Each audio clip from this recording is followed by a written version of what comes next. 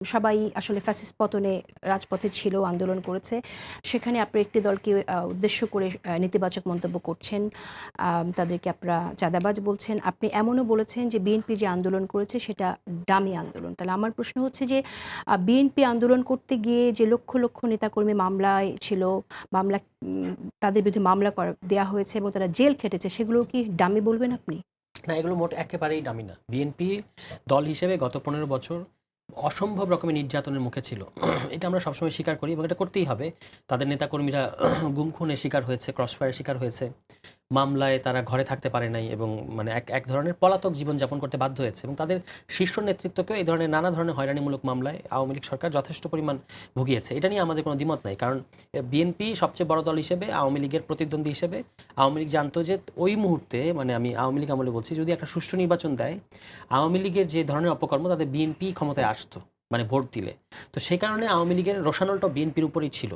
এটা নিয়ে কোনো দ্বিমত নেই। এখানে কোনো ডামি তাদের সাথে এরকম হয় না। আমি ওটা একটা পলিটিক্যাল রেটরিক হিসেবে আন্দোলনের ধরনটাকে সমালোচনা করতে গিয়ে এটা বলেছি এবং আপনি যেটা বলেছেন যে নেতিবাচক কথা আমরা তাদের এটা কি ব্যাপারে মানে বলছি। রাজনীতিবিদরা যেরকমটা বলে সেরকম আপনি বলেছেন যে না, আমি এটা মনে করি যে আন্দোলনটা হয় নাই, মানে বিএনপির আন্দোলনটা হয় নাই, এটা বলতে আমার কোনো দ্বিধা নাই।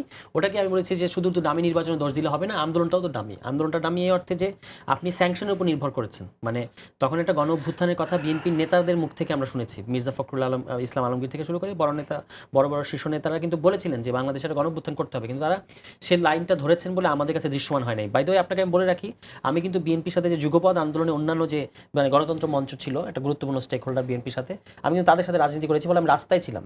বলে আমি একজন ইনসাইডার, মানে আংশিক ইনসাইডার, বিএনপি না করলেও বিএনপির সাথে ওই আন্দোলনে থাকা একজন ব্যক্তি হিসেবে তাহলে আমার ডামি হতাশার জায়গা আন্দোলন থেকে হলে আমি। আপনি ওখানে ছিলেন না, কেন? আমি তো আন্দোলন করে আমি বুঝেছি যে এই আন্দোলনটা বিএনপি শেষ পর্যন্ত করতে চায় না, মানে সে করতে চায় না এই অর্থে যে এটাকে গণ অভ্যুত্থানের দিকে নিতে চায় না, তারা স্যাংশনের উপর নির্ভরশীল। কেন এটা বলছি আমি, 7 তারিখে এখানে ডামি নির্বাচন হয়েছে, 9 তারিখে তাদের স্থায়ী কমিটির একটা বৈঠক হয়েছে। সেই বৈঠকে নেতারা বলেছেন যে আমরা এখন পর্যবেক্ষণ করব আমেরিকা এটার ব্যাপারে, এই নির্বাচনের ব্যাপারে কী ব্যবস্থা নেয়।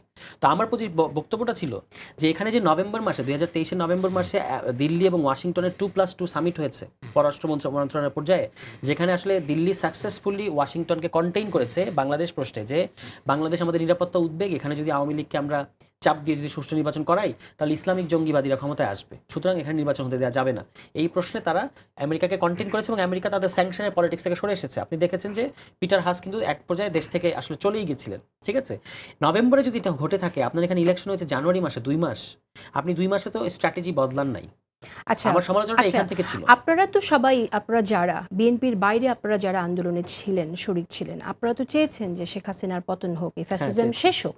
তো রাইট। সেই জায়গা থেকে আপনারা কেন তাহলে আন্দোলনে তখনই লিড না, দিলেন তখন না? তো এটা তো তখন আপনারা বিএনপির বিএনপিকে আপনারা কেন বিএনপির প্রভাবিত করতে এইটার পারলেন না? দায় তো, এই সমালোচনা আমি শুধু বিএনপির করি না, বিএনপির সাথে অন্য যে জোট সঙ্গী ছিল, যারা মানে জোট না, যুগপৎ আন্দোলনে যারা ছিল, তাদের সমালোচনা আমি করি। তাদের সাথে রাজনীতি আমি করেছি, ফলে আমার অধিকার আছে তাদের সমালোচনা করার। তারা প্রত্যেকেই জিনিসটা ফেল করেছে, মানে ফেল করেছে বলতে তারা যেদিকে নেওয়া দরকার ছিল সেদিকে তারা নেয় নাই। এই সমালোচনাটা ন্যায্য, মানে করতে দিতে হবে। কারণ হচ্ছে যে আপনি এটা তো মানে জনগণ ভোটাধিকারের যে জন্য যে আন্দোলন, সেই আন্দোলনটাকে রাজপথে রাখার দরকার ছিল, কিন্তু সেটা সেটা তারা রাখে নাই। তো এই সমালোচনাটা বিএনপি ওখান থেকে আসে। আর একটা জিনিস হচ্ছে যে এটাকে আপনি নেতিবাচক এরকম না বলাটাই ভালো হবে। এটা আমি সমালোচনামূলক মন্তব্য বলতে পারেন,